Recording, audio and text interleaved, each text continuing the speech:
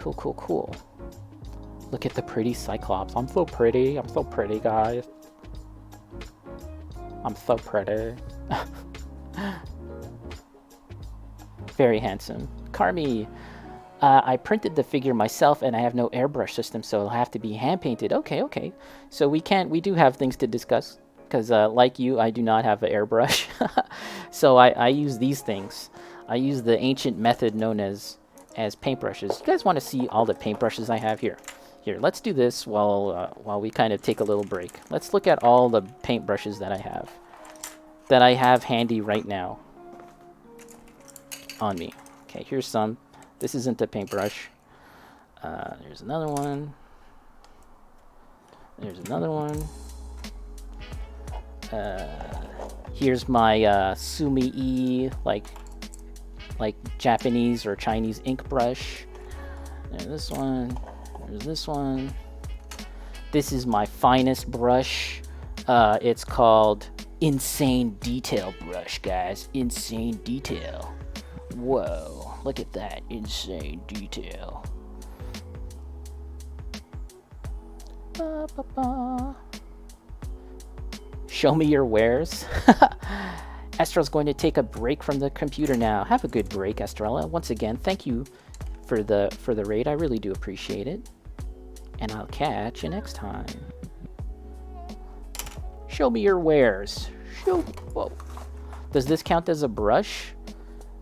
No, I guess it wouldn't. But this is a feather from my cousin's parrot that I often use to brush off dust. Like eraser dust. I use that. Okay, what else? Here's a big brush here. This one's cool. This is a, I don't know if you guys seen something like this. This is a brush pen with a reservoir. So you can put like water or colored ink or colored paint in here.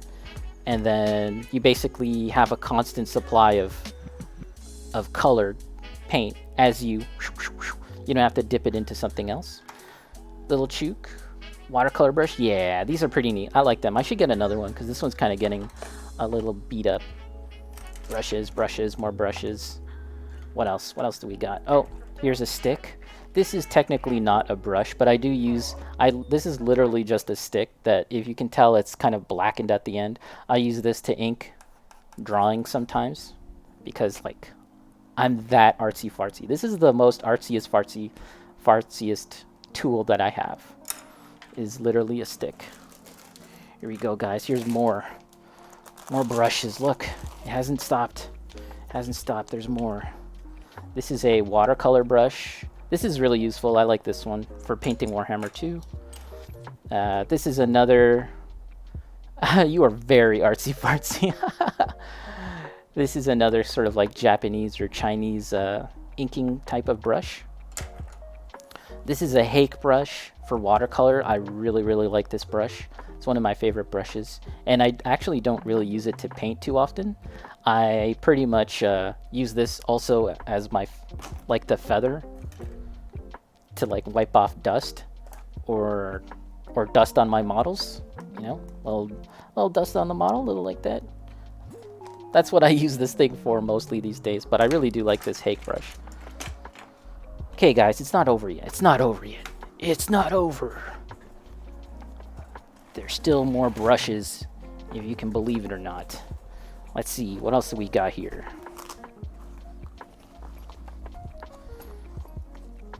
I mean, I have brushes just for oil paint, but I haven't been oil painting lately, so I don't really use them for that anymore. I pretty much just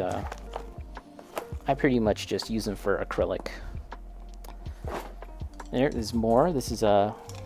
Whoa, look at all this. Yeah, these are mostly my oil-based brushes. Look at that. Here's another Chinese ink brush. These were for oil, and look at this thing is super hard. It's basically...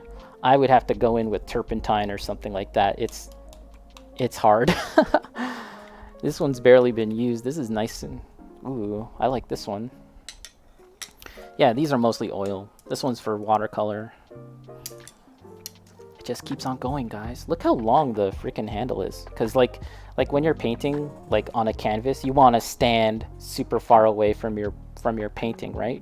And be super artsy. That's one thing that I've noticed that's really different in the world of painting like on canvas or painting you know, IRL in meat space versus painting like digitally, is that when you paint digitally, and I do this a lot too, I tend to like zoom in really close, you know, like 400x zoom and paint every little detail.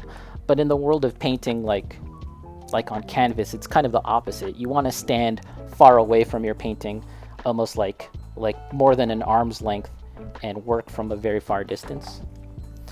But yeah, that's that's a rundown on my brushes, folks. Now I have to put these away. Let's put away all these brushes, and let's catch up on the chat. Very artsy fartsy. Ipo Dempsey World equals Khajiit.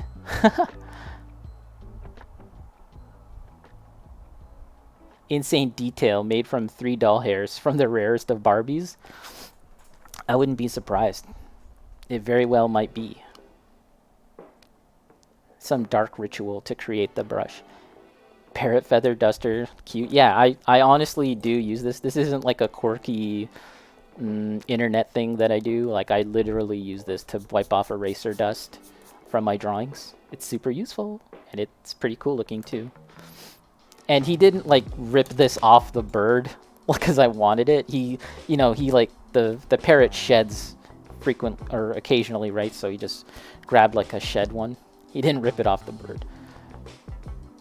Jason Foy, you're just fartsy? Bacon, I'm not done yet. Whoa. Kentwan gifting 3 subs, or however many subs. I can't read that. It was like super small, but thank you for that, Kentwan. Appreciate it.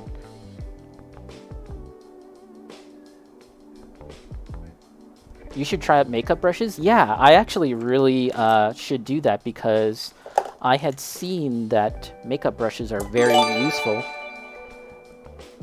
Oh, some more gifted subs. The text is so small, I can't read that, but yeah, appreciate that. I'm going to take a closer look at that in a second.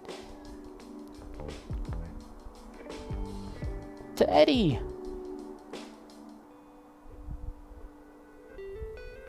You have 14 and a toothbrush? Little Chook, thank you for sharing your tools.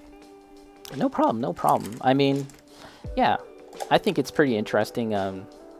Some of these brushes are not super amazing, but even when a brush is kind of ratty and gross and like kind of not good for painting nice paintings, you can use it for other purposes. And I even have brushes that are just like that have no brushes on it. A brushless brush. And I have a use for that too. Like for sculpting and stuff. Or mixing paint. I use that stuff too. Maybe I'm just a hoarder and I probably should throw away some of these. That's a possibility. But yeah, there's a use for all of this stuff.